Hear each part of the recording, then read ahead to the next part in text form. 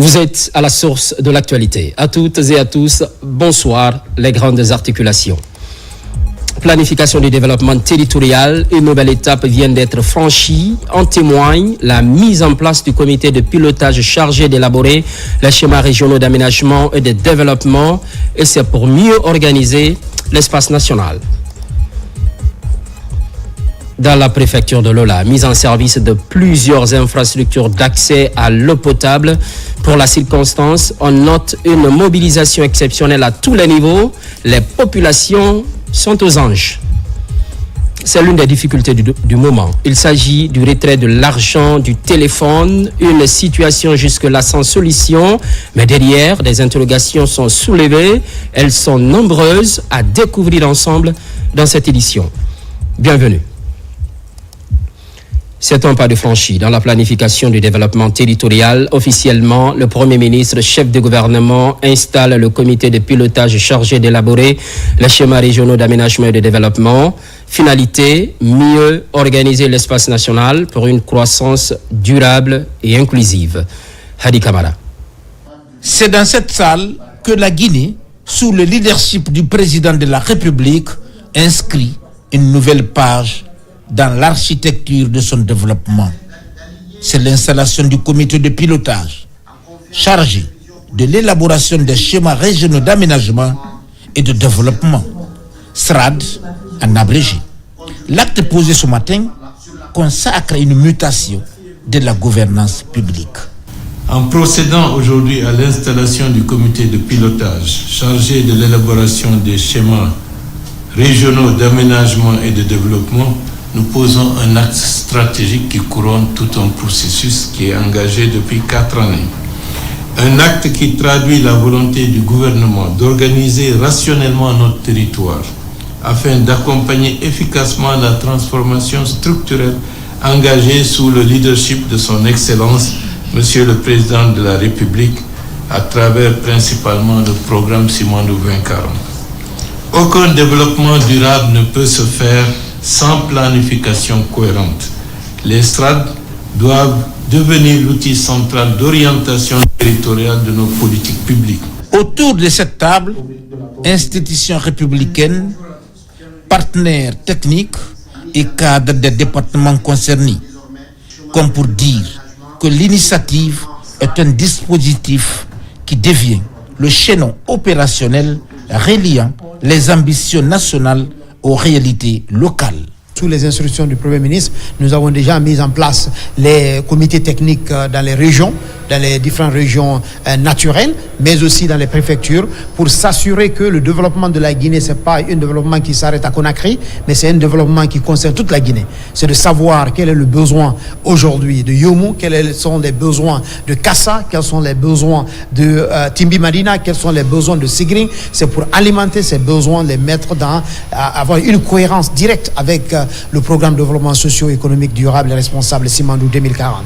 Les SRAD constituent une matrice territoriale de la transformation économique en cours. À travers donc ce comité de pilotage, l'État guinéen va réaliser ses ambitions en termes de stimulation de la compétitivité et de renforcement de la résilience socio-économique de la population. Ministère de l'économie, des finances et du budget. La chef du département reçoit les représentants de certaines institutions partenaires de la Guinée. Principal message, adresser les vives félicitations à Maria Massiré-Silla suite à sa nomination et rassurer quant à la poursuite des partenariats. Mamadi Gassama. Dans sa nouvelle feuille d'audience, la ministre de l'économie, des finances et du budget reçoit successivement le représentant résident du PNUD en Guinée et l'ambassadeur du Japon. Au-delà des messages de félicitations, ces rencontres s'inscrivent dans une dynamique stratégique. Il est question de continuité des programmes, d'appui budgétaire et d'accompagnement des réformes structurelles. Je suis venu bien sûr pour féliciter Madame la ministre sur sa nomination. Et je lui ai aussi informé du programme qu'on est en cours avec son ministère, plan 16 orientation, pour restructurer le programme, pour que ça puisse aussi accompagner sa vision pour le ministère. On a parlé, n'est-ce pas, donc collaboration future entre le Japon et la Guinée, notamment donc, sur le sur la possibilité du financement, donc en prêt. Avec la directrice pays du FIDA pour la Guinée, la Gambie et le Cap-Vert, les échanges étaient surtout focalisés sur le financement du secteur agricole, la résilience des zones rurales et l'intégration de ces investissements dans le cadre macro-budgétaire national. La ministre a montré l'engagement du gouvernement guinéen à contribuer sur les ressources FIDA 14 et elle a promis qu'elle va prononcer la contribution de la République de Guinée sur le FIDA 14. Et ça, c'est vraiment impressionnant. Et nous sommes ravis d'avoir ces nouvelles. Et ça donne le courage aux autres pays de contribuer aussi pour qu'on ait assez de ressources pour l'avenir, pour investir dans le Guinée.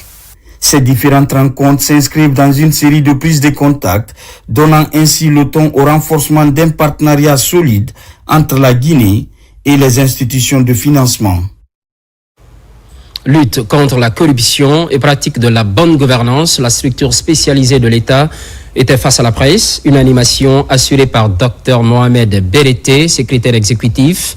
Il s'agit de faire le point sur les résultats, les attentes et les défis de son institution dans la riposte contre le phénomène. Bakary Bamba Kondé. Placé sous la tutelle du président de la République, l'ANLC-PBG est selon son premier responsable l'organe central chargé de prévenir, détecter et réprimer la corruption ainsi que les infractions assimilées. Dans son intervention, Dr Berete a précisé que l'action de l'agence s'articule autour de 4 axes majeurs. La prévention, la sensibilisation, la détection et la répression. Le bilan, il faut en parler sur les 2 volets. Sur le volet prévention et puis sur le volet, naturellement, détection et répression. Sur le volet prévention, nous avons mené beaucoup de campagnes près des régies financières de l'État et en direction de certains départements.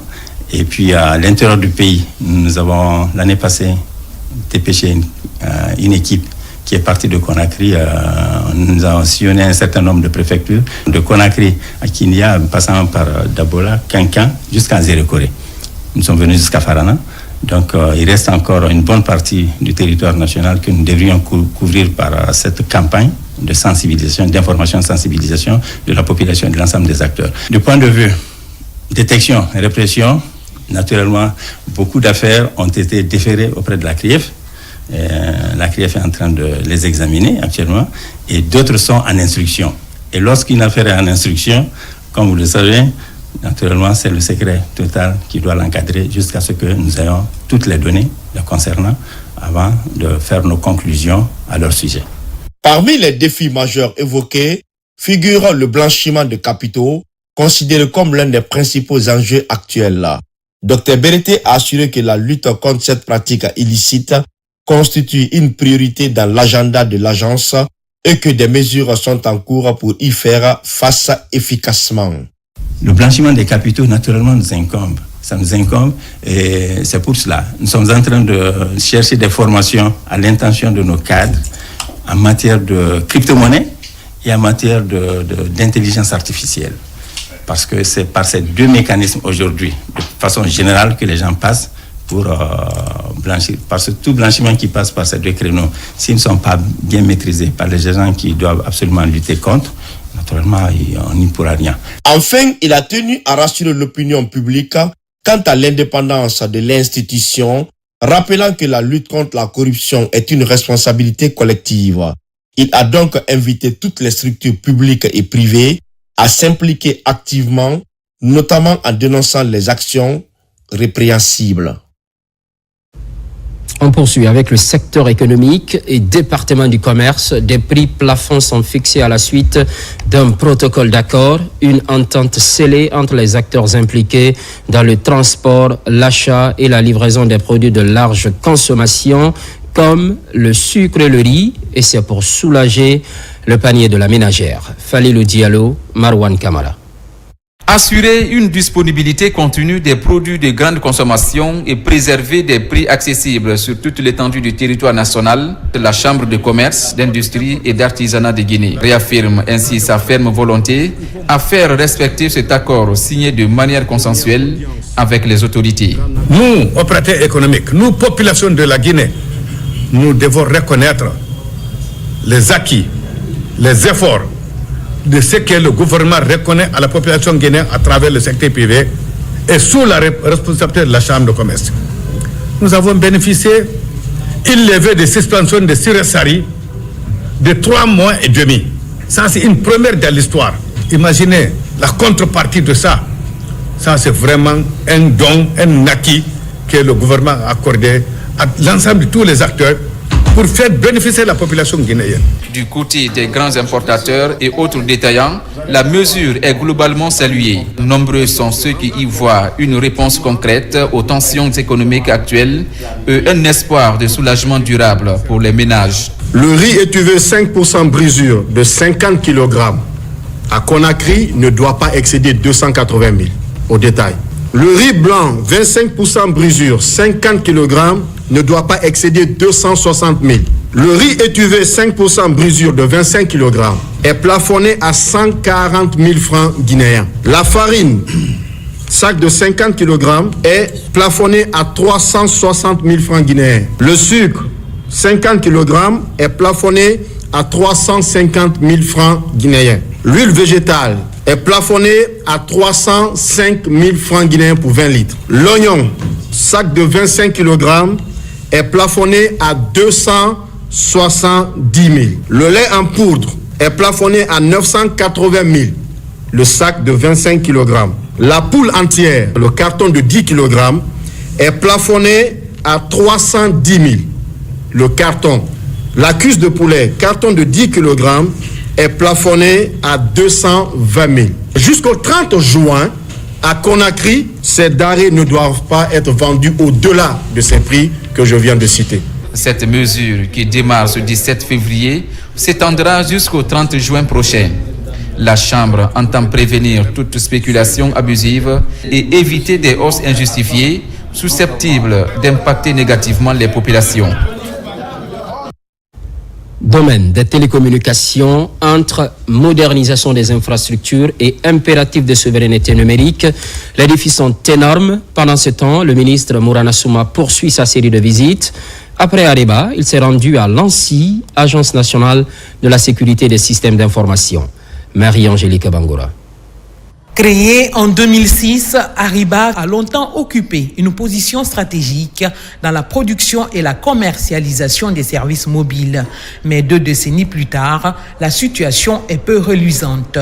Lors de la visite du ministre Mourana, les cadres ont exposé les problèmes. Le directeur général disait tout à l'heure que nous avons atteint 40% de démissions. Dans une société, je pense que c'est un signe hyper alarmant, sachant que le benchmark tourne autour de 5.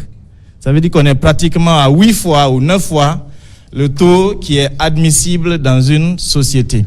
Depuis le ministère de l'économie et des finances, nous avons œuvré ensemble. Nous nous sommes retrouvés à plusieurs reprises pour discuter de cette société. Et étant arrivés ici, nous estimons et nous avons l'espoir que vous serez une machine ouvrière pour nous permettre de pouvoir débloquer les verrous de la société. L'État ayant repris Ariba en tant qu'actionnaire, sa responsabilité est désormais double: assurer la viabilité économique de l'opérateur et garantir un service public de qualité. Nous pouvons garder espoir dans les meilleurs délais que les décisions fortes seront prises à travers des autorités pour la restructuration définitive, pour le financement et la relance définitive de Ariba pour le bien de tout un chacun. J'ai assisté à plusieurs réunions ici. Et donc, c'est dans la même continuité que celui-là. Nous allons en faire un honneur pour notre pays. Il ne faut pas que nous tombions dans le syndrome de la Sotelgui, de Intersen. Nous allons nous battre pour que ce syndrome se limite à ces 2 compagnies. Deuxième étape de la visite de ce jeudi, l'Agence nationale de la sécurité des systèmes d'information ANSSI. Ici, le ministre a parcouru la salle des ingénieurs, cœur opérationnel de la surveillance et de la protection des systèmes d'information nationaux, ainsi que d'autres bureaux.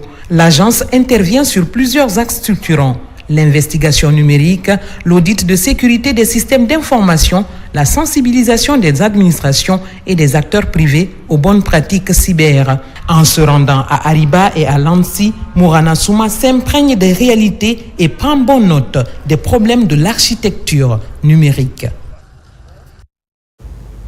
Avant les grandes pluies, finalisation de l'autoroute Tombo, port autonome de Conakry, c'est l'ambition affichée. Le ministre de l'Habitat échange avec ses homologues de l'énergie et de l'assainissement. Objectif, lever les contraintes techniques qui freinent l'évolution du chantier. Par ailleurs, avec les délégations spéciales, le ministre Sissavané s'est intéressé à l'occupation des domaines de l'État. Maïmouna Bella Diallo, Alpha Issi Agaba.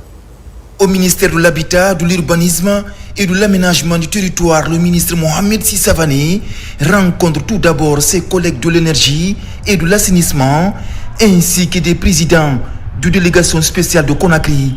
Les échanges portent essentiellement sur deux sujets du moment, l'occupation des domaines de l'État et les contraintes techniques qui empêchent l'évolution du chantier de l'autoroute 2x2 voies, Tombo, port autonome de Conakry. En termes d'occupation des domaines, il y a assez de fraude dedans parce qu'il y a des personnes qui s'incrustent sur nos territoires et se permettent à offrir ou à créer des faux documents pour donner à des occupants. Et après, les occupants se trouvent au fond de ces documents pour affronter les autorités des territoires.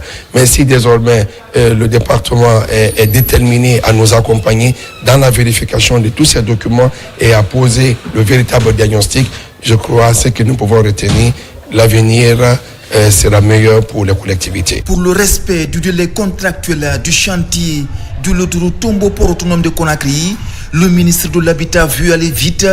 Des dispositions sont déjà prises pour surmonter les difficultés. Cette rencontre s'inscrit dans la logique d'une synergie d'action gouvernementale pour nous permettre d'avancer très rapidement sur la construction du petit corridor qui quitte Tombo et qui rallie le port autonome de Conakry. Bientôt les grandes pluies. L'objectif est de viabiliser l'emprise pour permettre à ce qu'une partie de cette route puisse être livrée avant les grandes pluies. Cependant, il y a quelques préoccupations qu'on a partagées par rapport à l'occupation par la SEG d'un côté, mais aussi la haute tension par EDG, mais l'économie numérique également par rapport à la fibre optique. Les entreprises en charge de l'exécution de l'autoroute Tombo, port autonome de Conakry, vont poursuivre les travaux de construction de ce chantier structurant. En tout cas, les consignes sont données pour le respect des délais. À présent, le contenu de ces communiqués. Mission de contrôle, vérification du respect des permis de construire et des baux consentis. Le ministère de l'Urbanisme, de l'Habitat et de l'Aménagement du territoire informe Madame la gouverneure de la ville de Conakry, Mesdames et Messieurs les présidents de la délégation spéciale des communes de Conakry, ainsi que l'ensemble des populations concernées, que des missions de contrôle et de vérification seront déployées à compter du lundi 23 février 2026 sur les différents chantiers dans la capitale. Ces missions, conduites par les services techniques compétents du département, l'inspection générale, la direction de l'architecture, de la construction et de logement, la direction de l'aménagement du territoire et de l'urbanisme, la direction des domaines et du cadastre, le fonds de l'habitat, ont pour objet de procéder au contrôle de conformité des travaux en cours, à la vérification du respect des permis de construire, des baux consentis, ainsi que tous autres documents administratifs délivrés par le ministère. Ces opérations seront progressivement étendues aux autres localités de l'intérieur du pays, suivant un calendrier qui sera communiqué en temps opportun. Le ministère rappelle que ces contrôles s'inscrivent dans le cadre de la politique de renforcement de la gouvernance foncière et urbaine, de la lutte contre l'occupation anarchique des sols et de la promotion d'un développement urbain harmonieux, sécurisé et conforme au texte en vigueur. À cet effet, il est demandé 1. à Madame la gouverneure, Mesdames et Messieurs les présidents de délégations spéciales des communes concernées de bien vouloir faciliter l'accès des missionnaires aux sites et documents nécessaires à l'accomplissement de leur mission. 2. Aux personnes concernées de réserver un accueil citoyen et collaboratif aux équipes déployées et de mettre à leur disposition les documents administratifs exigibles. Le ministère s'est compté sur l'esprit de responsabilité et le sens civique de tous pour garantir le succès de cette opération d'intérêt public. Faite à Conakry, le 19 février 2026, le ministère de l'Urbanisme, de l'Habitat et de l'Aménagement du territoire. Cet autre communiqué du même département. Communiqué. Le ministère de l'Urbanisme, de l'Habitat et de l'Aménagement du territoire rappelle aux responsables des collectivités décentralisées ainsi que des dirigeants des établissements publics que, conformément aux dispositions de l'article 109 du Code foncier et domanial de la République de Guinée, le domaine public de l'État est géré par le ministère en charge des domaines. À ce titre, la gestion, l'administration, la protection et la valorisation du domaine public de l'État relèvent exclusivement des attributions du département en charge des domaines, conformément aux textes législatifs et réglementaires en vigueur en République de Guinée. Le ministère rappelle en conséquence que toute intervention, initiative, décision ou opération menée par les collectivités décentralisées ou les établissements publics sur des espaces relevant du domaine public de l'État doit impérativement se faire 1. Dans le strict respect des dispositions légales en vigueur. 2. En collaboration avec le ministère en charge des domaines. 3. Par l'entremise des responsables des services techniques déconcentrés du ministère de l'Urbanisme, de l'Habitat et de l'Aménagement du territoire, officiellement affectés auprès des dites collectivités.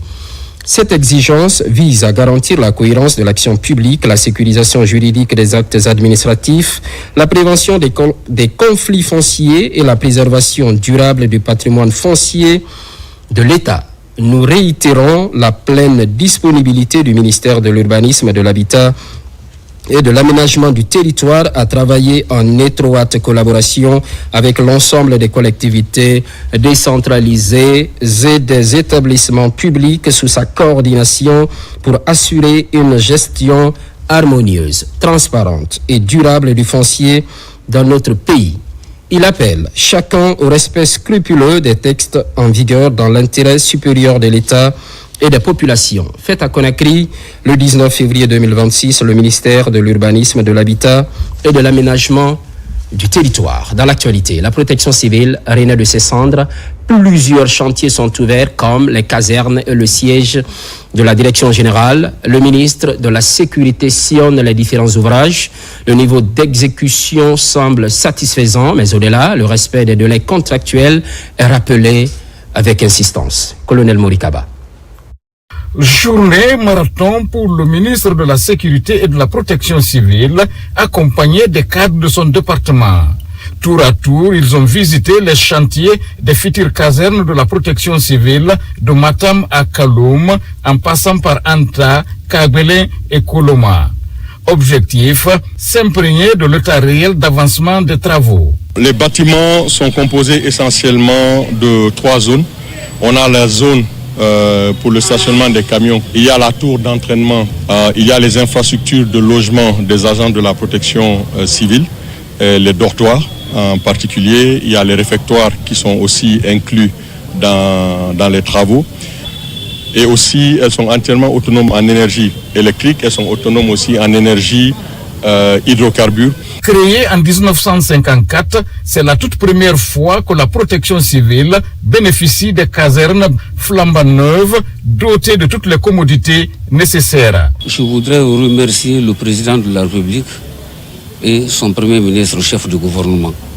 Aujourd'hui, grâce au président de la République, 6 casernes modernes, plus le siège de la direction générale de la protection civile qui se situe à Koloma, qui sont en cours de construction.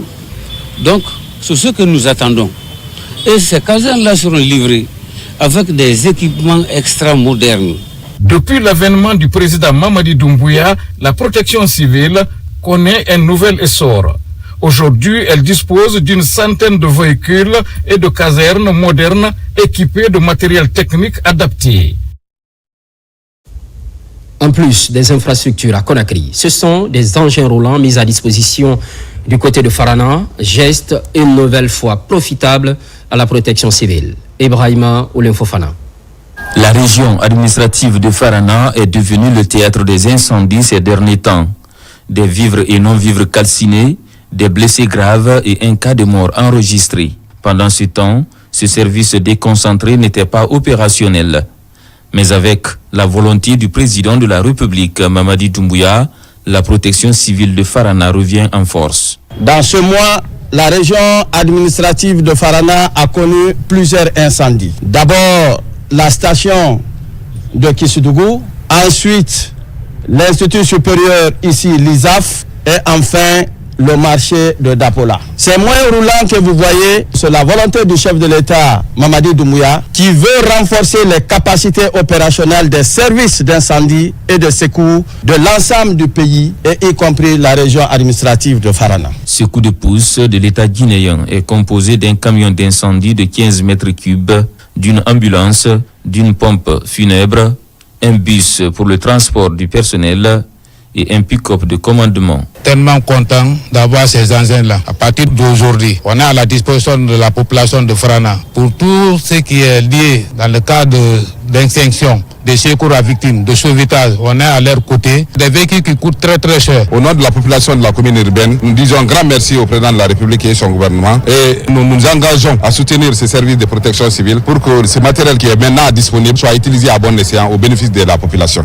À l'occasion de la remise des clés de ces engins roulants à la protection civile de Farana, le gouverneur Lamine Keïta a sollicité la bonne collaboration des chefs de quartier avec ces services de secours et de protection. Accès à l'eau potable. Il se trouve que la desserte fait face à de nombreux défis. On cite un exemple, les branchements frauduleux et les travaux qui endommagent le réseau de distribution. La Société des eaux de Guinée souhaite passer à la vitesse supérieure. Pour 2026, par exemple, le conseil d'administration valide une nouvelle feuille de route. Mariam Kamara. C'était une réunion importante pour la Société des eaux de Guinée. Le tout premier conseil d'administration ordinaire de l'année 2026 s'est tenu avec des dossiers cruciaux sur la table. Au programme, l'examen du rapport des commissaires aux comptes, le bilan de l'année écoulée, la validation du plan d'action et du budget pour 2026. Ils sont relativement bons.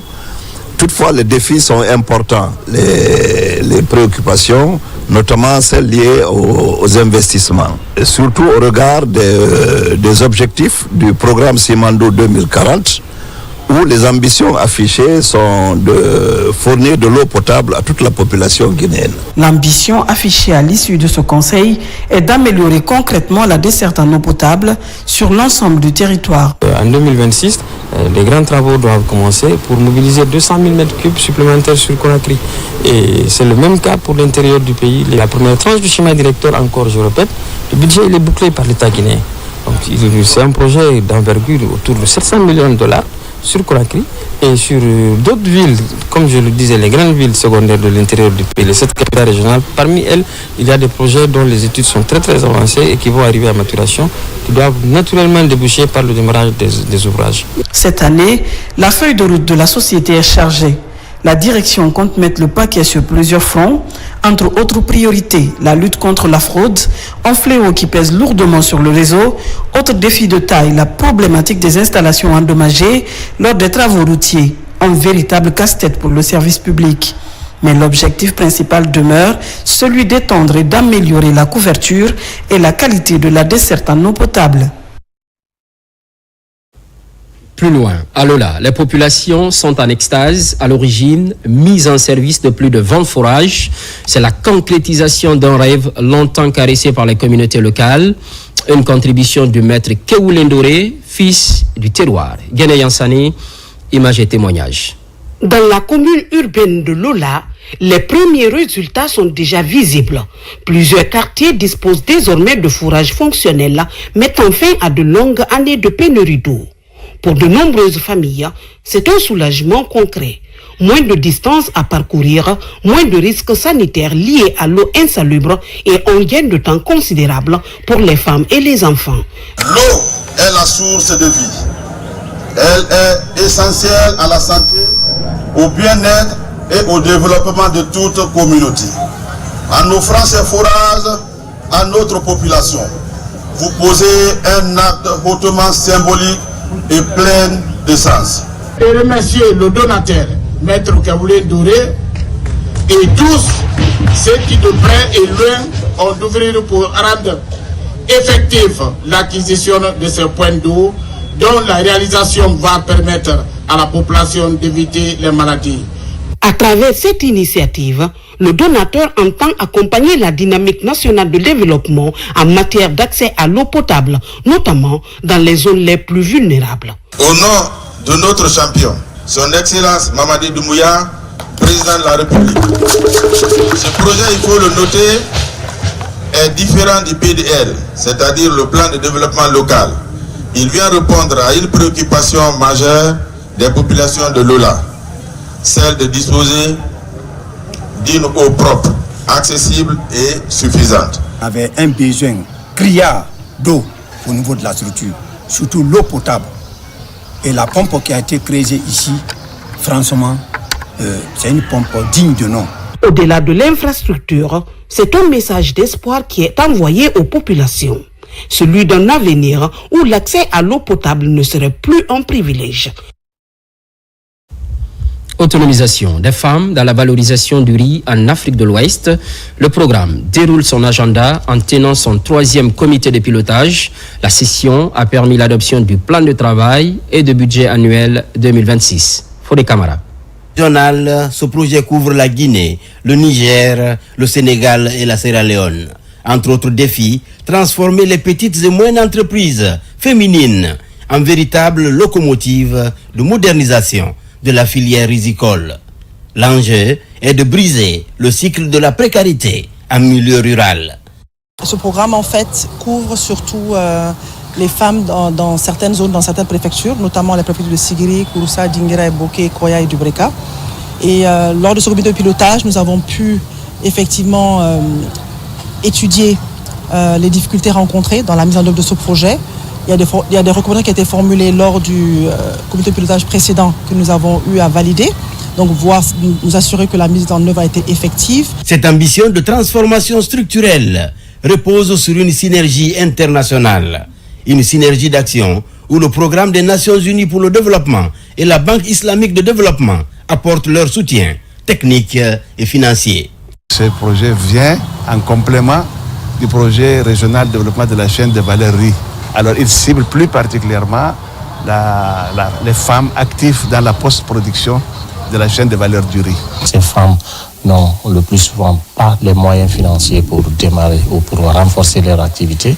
Le projet vient pour combler ce trou, pour que les femmes bougent vite et qu'elles fassent des économies et faire face aux multiples charges qu'elles ont du point de vue éducation des enfants, du point de vue contribution sociale et politique au niveau de leur communauté. Principal résultat attendu, faire du riz, aliment de base par excellence, un véritable vecteur de croissance verte pour un développement durable et inclusif. Le riz, nous savons, c'est un denrée de base. C'est aussi un denrée qui consomme énormément les devises de la Guinée. Donc si on pourrait vraiment renforcer cette filière, je crois qu'on peut gagner soit dans la sécurité alimentaire et aussi économiser sur les importations. L'avenir de la filière rizicole en Guinée se dessine désormais sous le signe de l'intégration et de l'équité pour redonner à la femme rurale toute sa place.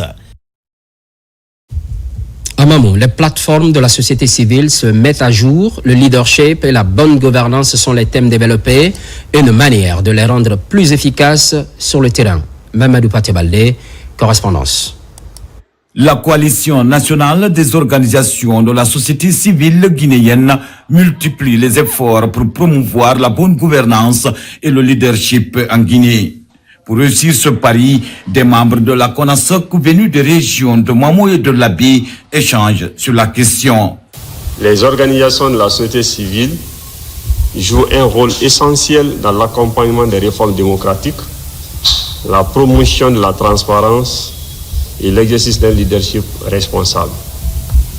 Ce projet vise donc à renforcer et capacités de ces acteurs de la société civile afin de les outiller pour mieux contribuer à l'établissement d'un cadre démocratique solide en matière de leadership et de la promotion d'une gouvernance responsable dans vos milieux respectifs. Financé par l'ambassade du Canada à Dakar à travers le fonds d'initiative locale, ce projet vise à améliorer les compétences des acteurs afin qu'ils puissent jouer pleinement leur rôle et responsabilité dans la promotion de la démocratie et de la bonne gouvernance dans le pays. Je vous exhorte donc à une participation active, à des échanges francs et constructifs. Ne voyez pas cette formation comme une simple formalité, mais comme une opportunité historique de devenir des acteurs du changement positif pour notre région. La société civile est une incarnation achevée des sans-voix.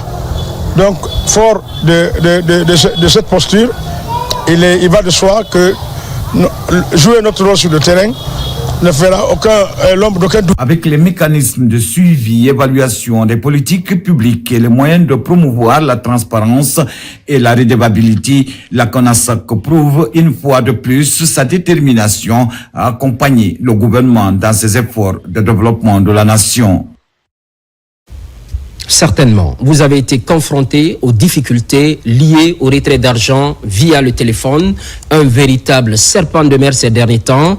Aucune alternative envisagée, mais derrière, des inquiétudes persistent, à savoir, entre autres, où se trouve réellement le problème.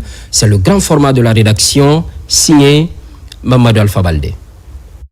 Après plusieurs tentatives sans succès, Aboubacar Kanté trouve enfin un point de retrait capable de l'aider à retirer l'argent de son téléphone. Des fois, on vient, on dit qu'il n'y a pas de retrait. Quand on dit ça, même si ce n'est pas un grand somme, mais si un grand somme, on ne peut pas gagner. C'est les petites sommes qui payent.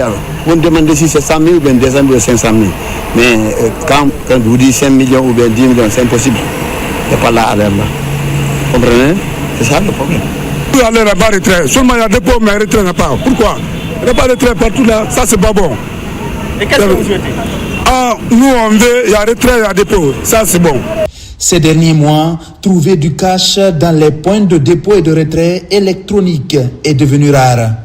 Pour ces grossistes, la faible disponibilité du cash dans les banques marque une rupture au niveau de la chaîne d'approvisionnement. Tout là où on s'est abonné, tu peux faire le retour ici des millions qui viennent, surtout dans les banques. On te dit, bon, c'est 5 millions que tu peux avoir. Nous ne savons pas pour quelle est la cause. Si les gens ont peur d'avoir de l'argent à la banque ou quoi, nous ne connaissons pas. Pour certains opérateurs de points de dépôt et de retrait, le manque de cash n'est pas le seul problème. Maintenant, ils ont diminué la commission à peu près 0,2%. Hein. Ils ont diminué. Maintenant, nous, ce que nous gagnons, c'est peu. Il y a deux problèmes. Premier problème, la réduction des commissions. Alors là, il n'y a pas de commission du tout. Deuxième facteur, c'est le manque de mouvement de l'argent. La majorité des clients qui viennent ne cherchent qu'à retirer. Rarement on gagne des clients qui veulent déposer. Quand on appelle nos partenaires, ils disent qu'eux aussi n'ont pas d'espèces. Avant, quand on faisait le retrait, si l'argent là, tout ce que nous avons rentre dans le téléphone, on peut appeler notre partenaire. Il nous envoie d'espèces pour qu'on puisse continuer. Mais alors là, il n'y a pas ça. Des arguments peu crédibles selon ce responsable de l'une des principales plateformes de monnaie électronique du pays. Nous avons fait une baisse pour permettre au client final d'économiser et contribuer en son pouvoir d'achat. Bien sûr, oui, mais ça permet également d'augmenter le flux et ça a aidé également le point de vente. Il n'y a pas de baisse des commissions, hein. Il n'y a pas de baisse de leur pouvoir d'achat. On a plutôt baissé les frais pour permettre au client final d'augmenter son pouvoir d'achat. Pour beaucoup, des solutions durables existent, même si leur vulgarisation fait parfois défaut au sein de l'opinion. Nous conseillons la population aussi d'accepter, parce que nous savons actuellement, il y a beaucoup de comptes, surtout avec Orange, d'accepter et d'échanger, éviter trop de liquidités au fait, échanger avec les comptes. Nous savons aujourd'hui le marchand, nous avons Joula, nous avons beaucoup de choses. Donc, pour le moment, on gère la situation ainsi, jusqu'à ce que les autorités compétentes essaient de nous voir cela.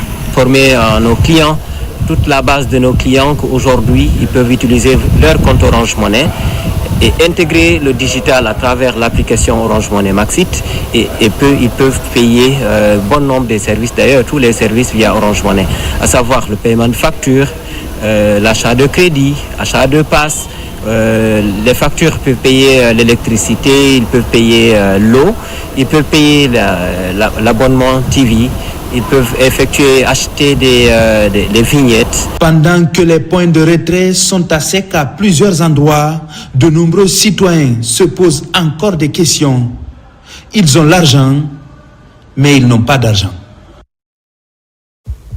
Autre grosse question sans réponse. Merci Mamadou Alpha Baldé pour cet œil de lynx. Appui aux communautés, l'ANAFIC redynamise ses antennes locales. En Zélékoré, les nouveaux responsables prennent fonction. Juste après, le nouveau siège régional en construction a été visité. Mohamed Salioupaï. Bras financier de l'État envers les collectivités locales, l'ANAFIC renforce sa présence en région forestière avec notamment la prise de fonction d'un nouveau chef d'antenne et d'un comptable. Ce renouvellement de personnel est le signal fort d'un réel engagement en faveur du développement durable et harmonieux de nos communes. La responsabilité qui vous incombe désormais est grande. Vous êtes le relais institutionnel de l'ANAFIC dans la région de Zélékoré, le garant du bon fonctionnement du dispositif de financement décentralisé et le premier interlocuteur des collectivités locales, des autorités administratives et des partenaires au développement. Le promu et son équipe mesurent déjà l'immensité de la tâche qui est désormais la leur. Œuvrer en faveur des collectivités constitue plus qu'une mission institutionnelle, mais un engagement fondamental au service de l'ANAFIC et de notre nation guinéenne. J'assume alors cette haute responsabilité avec humilité, sens de l'écoute et de détermination. Vecteur incontournable de la mise en œuvre de la politique nationale de décentralisation, l'ANAFIC a pour mission de garantir que chaque collectivité puisse accéder au financement nécessaire à son développement. L'installation aujourd'hui du chef d'antenne régional de l'ANAFIC de Zélékoré constitue une étape majeure dans le rapprochement de cette institution avec les collectivités de notre région. Elle contribuera à renforcer la coordination, le suivi et l'exécution des projets locaux tout en promouvant la redevabilité. Messieurs les chefs d'antenne, vous arrivez à un moment charnière. Votre expertise est attendue pour dynamiser le suivi des micro-projets et le renforcement des capacités de nos services techniques. Soyez rassurés du soutien total de la délégation spéciale de Zélékoré. Pour faire de cette antenne un véritable bastion de la bonne gouvernance locale, cet immeuble de R+1 entièrement équipé va désormais servir de siège régional à Zélékoré. Les jours à venir, il sera inauguré pour faciliter la réception et le traitement des dossiers de développement des collectivités de la Guinée forestière. Passation des marchés publics. Le renforcement de la transparence est toujours d'actualité. Des techniciens en évaluation des offres viennent d'être outillés à Conakry. Au total, une cinquantaine. C'est dans le cadre d'un projet financé par la Banque mondiale. Marwan Kamara. Pendant plusieurs heures, ces membres des commissions d'évaluation des offres vont être outillés sur les procédures, les critères d'analyse et les bonnes pratiques en matière de passation des marchés publics. Il s'agit de garantir une évaluation objective, transparente et conforme aux textes en vigueur. Une bonne maîtrise des outils d'analyse qui pourrait promouvoir les standards de bonne gouvernance dans la gestion des marchés publics. Une activité qui vise notamment à soutenir la mise en œuvre de la politique nationale de développement industriel et la résilience surtout des PME guinéennes, mais aussi capaciter les cadres du ministère de l'Industrie et du Commerce sur les différents volets fiduciaires du projet, notamment la passation des marchés. Cette formation est importante pour nous. Nous allons renforcer les capacités de nos équipes afin de pouvoir les outiller et pouvoir préparer et mener à bien le programme que nous allons lancer très prochainement. L'initiative s'inscrit dans le cadre du projet d'appui au développement industriel et à la résilience des petites et moyennes entreprises, financé par le groupe de la Banque africaine de développement. Au-delà de l'aspect technique, cette formation participe à la modernisation de notre administration et à l'installation d'une culture de performance et de responsabilité dans l'action publique. C'est une culture qui permet d'aller vite, d'aller juste et d'obtenir des résultats durables. À travers le projet PADIRM, les autorités comptent professionnaliser les procédures de passation des marchés pour garantir l'efficacité des investissements publics et la réussite des projets de développement en faveur du secteur industriel et des PME. Ce communiqué de l'Office national de formation et de perfectionnement professionnel, numéro 001-2026, dépôt des plans de formation des entreprises partenaires, exercice 2026. Dans le cadre de la planification des actions de formation au titre de l'année 2026, l'Office national de formation et de perfectionnement professionnel, ONFPP, informe l'ensemble des entreprises partenaires du lancement de la procédure de dépôt des plans de formation.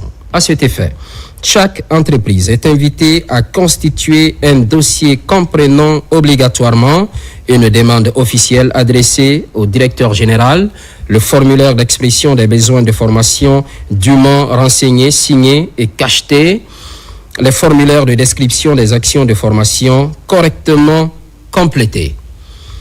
Les dossiers complets doivent être déposés à compter de la date de diffusion de ce communiqué et au plus tard, le vendredi 28 février 2026 à 12h00 précise.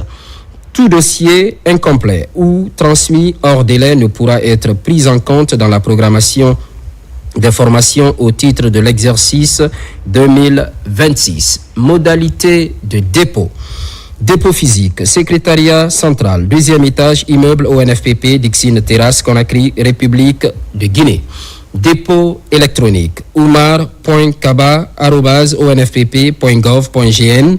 À travers cette démarche, l'ONFPP réaffirme son engagement à accompagner les entreprises dans le développement des compétences et le renforcement du capital humain en cohérence avec les besoins réels du tissu économique national. Informations complémentaires. Les modèles de formulaires sont disponibles au secrétariat central de l'ONFPP à l'adresse sus-mentionnée. Faite à Conakry le 23 janvier 2026, la direction générale de l'ONFPP. Tournée du gouverneur de Nzérékoré, fini le périple. Colonel Moussa Condé a choisi le cœur de la forêt pour transmettre le message de cohésion sociale au nom du chef de l'État. La suite dans ce reportage de Lancé Kamisoko. À la maison des jeunes de Nzérékoré, autorités coutumières et religieuses, administrateurs territoriaux et acteurs de la société civile de la préfecture reçoivent le gouverneur de la région administrative. Installé dans ses fonctions dans un contexte marqué par la campagne présidentielle, le premier responsable de la Guinée forestière se félicite du bon déroulement de ce scrutin et remercie toutes les composantes sociales. Au nom du président de la République, nous remercions la population de Nzérékoré pour l'observation de la paix, de la quiétude, de l'entente et de vivre ensemble.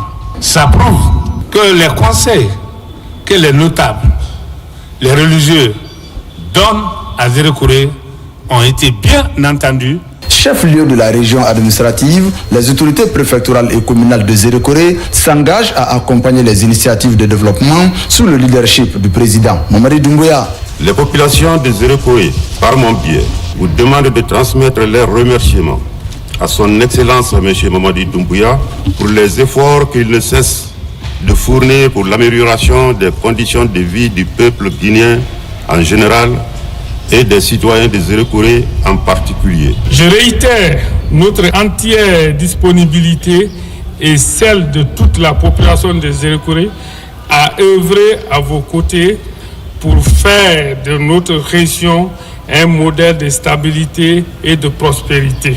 La région forestière est ici appelée à devenir un modèle de civisme. En bouclant cette tournée, le colonel Moussa Condé ne clôt pas seulement une série de visites techniques, il jette les bases d'un contrat de confiance entre l'administration régionale et les administrés. Par ailleurs, Rotary Club Conakry célèbre ses 40 ans d'existence, cérémonie placée sous le signe de l'amour pour l'environnement. Cette année, la structure compte reboiser 50 hectares, en même temps s'investir dans la lutte contre les déchets plastiques. Ousmane Ba, Mamadi Djoumaba. 40 ans d'existence en Guinée, Rotary Club Conakry fête ce âge de la sagesse avec plus d'énergie. Un dîner gala de levée de fonds célébré en ce jour de Saint-Valentin sous le thème « Célébrons l'amour dans une Guinée reboisée et sans déchets plastiques ». Une déclaration d'amour aux générations futures visant à reboiser 50 hectares après les 22 hectares en 2025 pour verdir le pays et lutter contre les changements climatiques.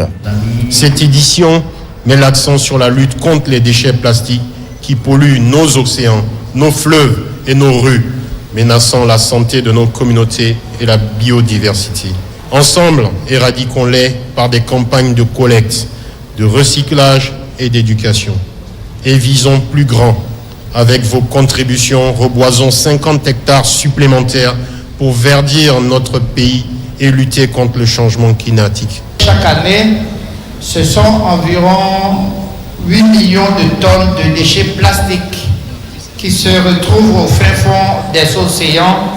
Si rien n'est fait, dans quelques années, nous allons totalement détruire la biodiversité aquatique pour nous-mêmes et pour les générations à venir. Sur place, des séances de levée de fonds démarrent à travers la vente aux enchères des objets d'art. Une action d'envergure en faveur de nos terres, de nos rivières et nos écosystèmes. Si dans 20 ans, nos enfants respirent un air pur, si nos forêts sont plus denses, si nos rivières sont plus propres, alors nous pourrons dire que nous avons aimé notre pays et nous nous y sommes engagés un soir du 14 février 2026. Enfance à Bourgoudi Maoudé. L'actualité, localité, j'allais dire, relevant de Kouramandji, préfecture de la Baie. Plusieurs personnalités sont originaires de cette contrée, notamment le président de la Cour suprême de la Gambie. Cette année, la 2e édition de la Ziara de Bourgoudi est organisée. Moment de prière, mais surtout de promotion des initiatives locales. Sarafedine Diallo, Sona Sagno. Village agro-pastoral et religieux, vieux de plusieurs siècles, Bourgoudi Maoudé est l'une des localités de la commune rurale de Kouramangui, dans la préfecture de la Baie. Pour renforcer la dynamique communautaire, favoriser les retrouvailles et mobiliser les ressources en faveur du développement local, une nouvelle ziara y est organisée. Elle a été marquée par des séances de lecture du Saint-Coran, de prière et d'invocation du Tout-Puissant Allah dans une communion de foi et de ferveur religieuse en vue de la prospérité et du bien-être de nos populations. Cette rencontre religieuse, considérée comme l'un des plus grands cadres de mobilisation au Fouta, a réuni autorités administratives et locales, érudits et fidèles musulmans venus de plusieurs régions de la Guinée et de l'étranger. Nous considérons aussi la Guinée comme notre pays et surtout Bourgoudi, Maoundé et la région ici qui est notre origine. Et nous avons maintenu le lien, c'est pourquoi on est ici, pour les renforcer, de rien. Je tiens à transmettre les salutations chaleureuses de notre président de la République, M. Mamadi Doumbouya, qui nous encourage à continuer à prier, non seulement pour nous-mêmes, mais aussi pour nos filles et nos fils, pour la paix et la prospérité de notre pays. La cérémonie a également permis aux descendants de Houssouna Yanké de retracer l'histoire de Bourgoudi, de prier pour le repos des anciens et d'insister sur l'importance de la cohésion sociale présentée comme un pilier essentiel à la réussite des grands projets de développement, notamment Simando 2040. Culture, Festival international du théâtre et de marionnettes de Ouagadougou Fitmo. L'œuvre de Dr Faya Pascal Ifono, Crash d'un avion, a marqué les esprits. De retour au Bercail, les étudiants de l'Institut supérieur des arts Morikanté de Dubrika ont fait la restitution. Saint-Martin Fancinadounou. En octobre 2025, la scène du prestigieux Festival international de théâtre et de marionnettes de Ouagadougou a vibré au rythme d'une création guinéenne d'exception, l'adaptation scénique du roman Crash d'un avion sorcier, œuvre de Dr Faya Pascal Ifono, directeur général de l'Institut supérieur des arts Morikanté de Dubreka. Cette œuvre est brillamment interprété par les étudiants de l'ISAMC sur le campus même de l'institution d'Ubreka. Quand je l'ai lu pour la première fois, ce roman, ça m'a tout de suite tiqué, ça m'a rappelé chez moi. Il y a des thèmes vraiment qui m'ont vraiment interpellé. Je me suis dit, il faut que je partage cela avec les comédiens, il faut que je partage cela avec tous ceux qui aiment l'art vivant. Ce sont des thèmes vraiment poignants qui vraiment parlent aujourd'hui de ce qui se passe dans tous les pays africains. Sur scène, l'adaptation a su transformer la narration en une fresque théâtrale puissante, mêlant jeu dramatique interne, chorégraphie expressive, musique et percussions traditionnelles, effets visuels et mise en scène symbolique. Dans cette pièce, nous avons plusieurs problèmes sociaux qui sont vraiment énumérés dedans, notamment quand nous prenons aujourd'hui cette force occulte que les gens ne prennent pas vraiment en considération, disons comme ça, surtout la génération d'aujourd'hui, parlant de la sorcellerie, l'immigration, la malgouvernance, tous ces problèmes sont énumérés dedans. Dr Faya Pascal Ifono incarne ici la synergie entre création artistique et gouvernance académique. Ce roman que certains ont parcouru et que d'autres viennent de voir sur scène est un roman qui est focalisé sur les réalités de chez nous. Les thèmes sont variés. Il y a le thème de sorcellerie, de maraboutage, il y a le thème d'exil, de migration, d'exploitation de l'environnement et plusieurs autres thèmes qui peuvent nous aider à comprendre comment fonctionne notre société, surtout la Guinée et l'Afrique. Le spectacle de restitution du roman Crash d'un avion sorcier de Dr Faya Pascal Ifono restera comme un moment fort où l'art, l'éducation et la diplomatie culturelle se sont rencontrés sous les projecteurs du Festival international de théâtre et de marionnettes de Ouagadougou, FITMO. Fini cette édition d'information. Merci d'être au rendez-vous de la Guinée, notre paradis, terre de richesse et d'innovation. À nous retrouver sur les différentes plateformes digitales. Constante fidélité à toutes et à tous.